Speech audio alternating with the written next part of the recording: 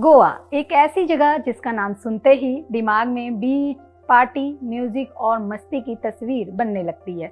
हर साल लाखों लोग यहाँ छुट्टियां मनाने आते हैं, लेकिन गोवा से जुड़ा एक सवाल हमेशा चर्चा में रहता है।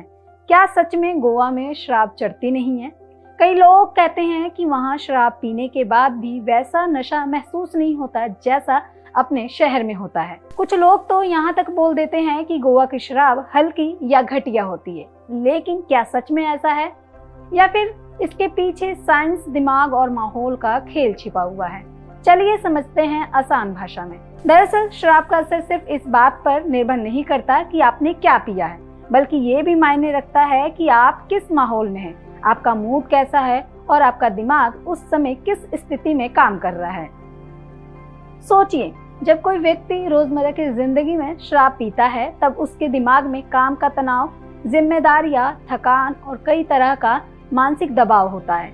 ऐसे में शराब का असर जल्दी महसूस हो सकता है, लेकिन गोवा पहुंचते ही पूरा माहौल बदल जाता है।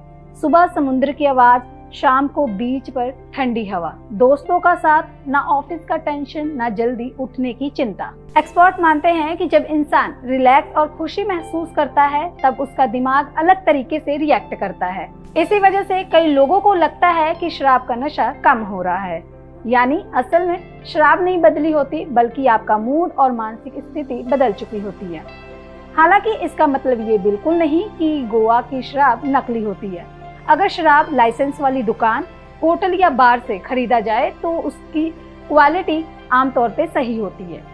अब सवाल ये भी है कि गोवा में शराब इतनी सस्ती क्यों मिलती है?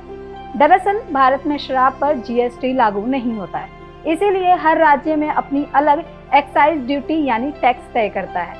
गोवा में शराब पर टैक्स कई दूसरे राज्यों के मुकाबले कम है। यही वजह है कि यहाँ शराब सस्ती मिलती है।